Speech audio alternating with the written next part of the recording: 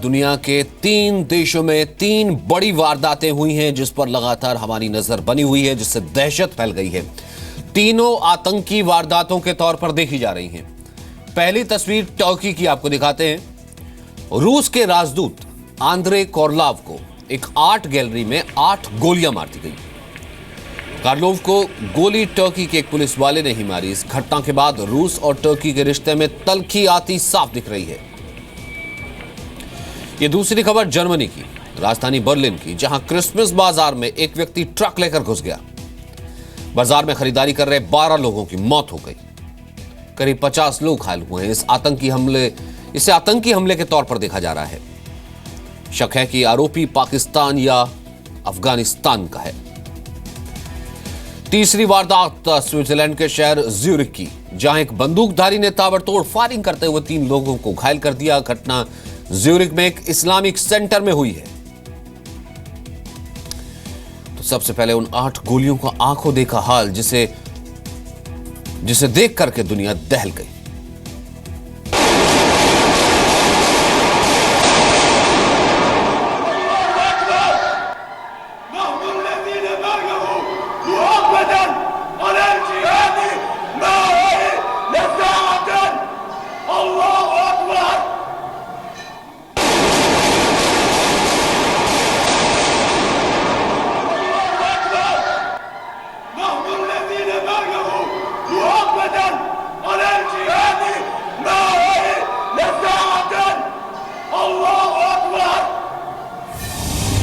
रूस के राजदूत आंद्रे कार्लोव अंकारा में एक आर्ट गैलरी में लगाई गई प्रदर्शनी में भाषण देने के लिए उठे ही थे, तभी पीछे से उन्हें गोली मार दी गई और गोली लगते ही वो गिर पड़े।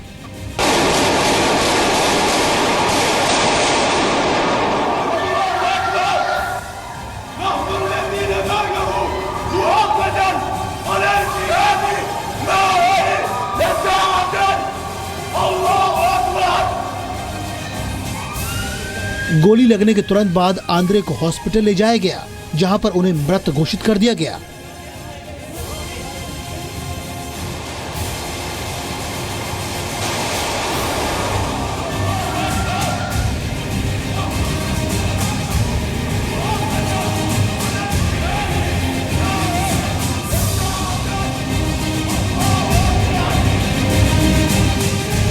गोली चलाने वाले शख्स का नाम मेवतुल मेर्त एडिंटास है, जो टर्की स्पेशल फोर्स का सदस्य है।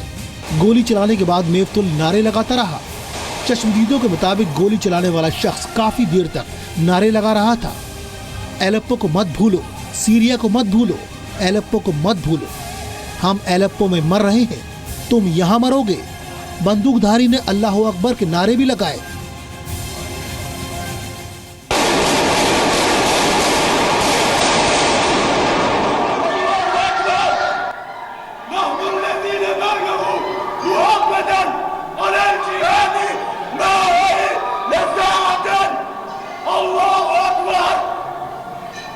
Büyükelçinin arkasından tekbir getiren bir şahıs Suriye'de Halep'te sivilleri öldürdünüz.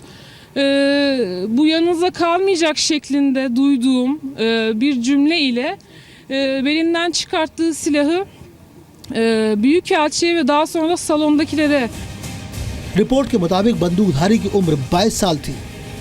Art gallery में प्रवेश करने के लिए हमलावर ने पुलिस पहचान पत्र का सहारा लिया था, लेकिन वो ड्यूटी पर तैनात नहीं था। काला सूट पहना एक शख्स चीख रहा था। बताया जा रहा है कि सीरिया में रूसी कार्रवाई से वो गुस्से में था और उसका बदला लेने के लिए ही उसने रूसी राजदूत पर गोलियों की बौछार कर दी।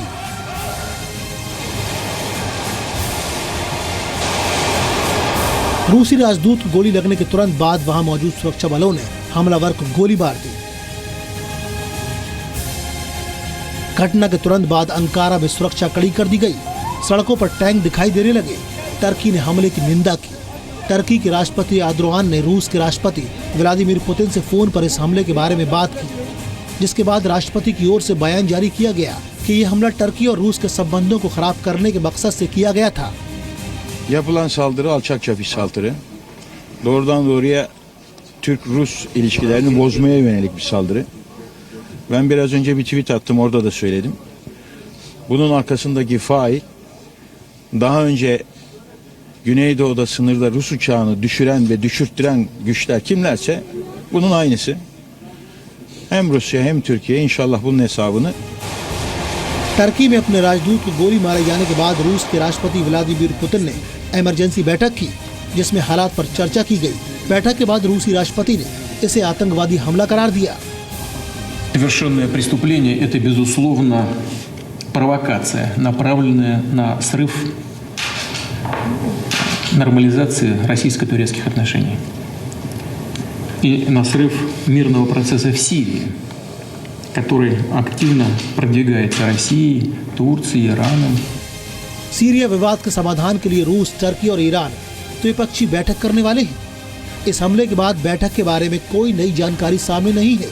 क्या रूसी राजदूत की हत्या का बैठक पर असर पड़ेगा या बैठक होगी भी या नहीं? ब्यूरो रिपोर्ट, जी मीडिया। और इस वक्त दो खास मेहमान हमारे साथ जुड़ रहे हैं इस बड़े पर्सपेक्टिव को, इस बड़े हम ये कह सकते हैं कि नजरिए को समझाने के लिए, देखने के लिए, बात करने के लिए। वाइल अवध साहब हैं, मध्य एशिया के जानकार, दिल्ली से हमारे साथ हैं, और संजय झा इस वक्त वरिष्ठ पत्रकार टर्की के अंकारा से हमारे साथ मौजूद हैं। अब संजय, मैं सबसे पहले आपके पास आना चाहूंगा।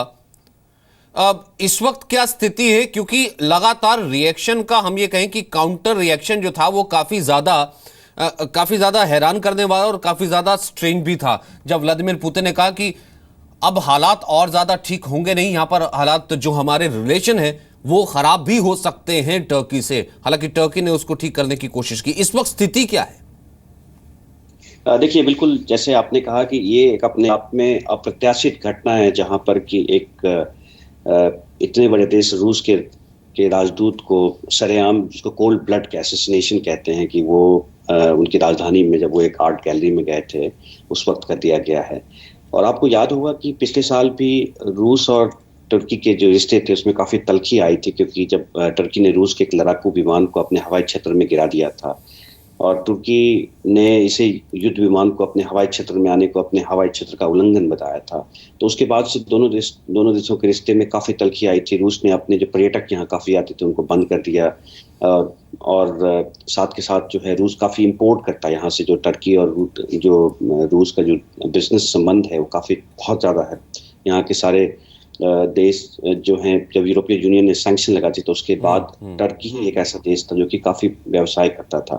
तो देखिए, एक माहौल जो है बहुत ज़्यादा ये टेंस है यहाँ पर। और टर्की के अंदर भी आपको पता है कि ये जो रूस का जो समर्थन कर रही है टर्की, इसको लेकर के तुर्की में हाल के दिनों में कई विरोध प्रदर्शन हुए हैं। लेकिन ये लगता है कि ये जो एक सुनियोजित नहीं हो सकता। लेकिन यहाँ से कहीं ना कहीं संजय एक और चीज भी है, सीरिया संकट से इससे जुड़ा गया, और ऊपर से जिसने गोलियां चलाई गई वो टर्की स्पेशल पुलिस का यहाँ पर व्यक्ति होना, ये बहुत सी चीजें अपने आप में बहुत से सवाल खड़े करता है। मैं इस पर वापस लौटूंगा, लेकिन वाइल अवध साहब की इस वक्त एक बड़ा पर्सपेक्टिव देखा जाए। एक तरफ जर्मनी से, बर्लिन से खबर आ रही, जहां ट्रक लेकर के, इसे भी आतंकी एक घटना के तौर पर देखा जा रहा है, पूरी पुष्टि नहीं हुई है, जब 15 वहां पर मौतें हो चुकी हैं। दूसरी तरफ स्विट्जरलैंड की घटना, जहां पर इस्लामिक सेंटर में फायरिंग की खबर है, और ये टर्की का, जहां पे हम सीरिया संकट के हल की क्या बात कर रहे थे, अब तो लगता है कि ये और ज्यादा फैलेगा। ये तीनों घटनाएं बड़े पर्सपेक्टिव में देखें तो क्या पहला थॉट आपके दिमाग में आ रहा है? मेरा दिमाग में एक आई एम अफ्रेड ये तो बिल्कुल अर्दोगान सरकारी है, एक दिन में आ जाएंगे, ये तो टेररिस्ट स्टेट डिक्लेयर करना चाहते, क्योंकि जब तक सीरियन रिफ्यूजीज़ वाले, उन्होंने खुद वहाँ पर रिफ्यूजीज़ रिसीव कर दिया था, पूरा देश इंटरफेयर कर दिया था, इंफ्रास्ट्रक्चर टेररिस्ट के लिए खोल दिया था, और सारी मिशनरीज हमारे देश के अंदर आ गया था, पूरा देश ख़राब कर दिया था। ये सारा दुनिया देखा 6 साल के अंदर कितना ख़राब हो गया सीरिया के अंदर। और उसके बाद उनकी, जब तक उनकी इंकलाब भी किया था, उन्होंने काफ़ी सेक्युलर फोर्सेस है, जो मिलिट्री भी है, जो पुलिस ऑफिसर है, जो एकेडमिशियन है, जो जर्नलिस्ट भी है, सबको गैग कर दिया था, जेल के अंदर डाल दिया, 80,000 आदमी का डिसमिस कर दिया था सर्विस में, और किसी को, सबको वहाँ पर जेल में डाल दिया था। ये इसी तरीका में जो डिक्टेटरशिप में काम कर रहा है, उन्होंने खुद वहाँ पर वो भी थ्रेटन कर दिया था यूरोप के लिए, अगर उनकी वो डिमांड एक्सेप्ट नहीं कर रहा है, उन्होंने पूरा इन्फ्लक्स ऑफ रेफ्यूजीज खोलनी चाहिए। और हमको जब तक उनकी माइग्रेशन, ये लोग जो हमारा सीरियन वाले लोग वहाँ पर गया था, हमको पूरी कहानी यूरोप वाले के लोग बताया था, ये 40% में हमारे जो माइग्रेंट में यूरोप में जा रहे वो जो सीरियन रिफ्यूजी है, बाकी उनकी काफ़ी 60% के वो इन्फिल्ट्रेशन वहाँ पर जिहादिस्ट है जो तुर्की के अंदर काफ़ी तरिंग कर दिया था। तो इसलिए मेरा ख्याल से ये अभी तक ये ख़त्म नहीं हो रहा है, इससे और आगे भी परेशान हो गया, क्योंकि जर्मनी सबसे बड़ी ज़्यादा मुल्क में वहाँ पर में 3.5 मिलियन है, मतलब 45 लाख वहाँ पर ये कुर्दिश भी है और तुर्किश ओरिजिन भी है वहाँ पर जर्मन के अंदर। अगर कल शुरू भी हो रहा है क्योंकि तुर्की में सीरिया के अंदर आ गया था, वो कह रहे हमको पीकेके के लिए इसका जुड़े होना, और साथ ही साथ इन तीनों घटनाओं में एक यहाँ पर एक इस्लामिक रेडिकलाइजेशन का इशू भी दोबारा उभर करके सामने आना।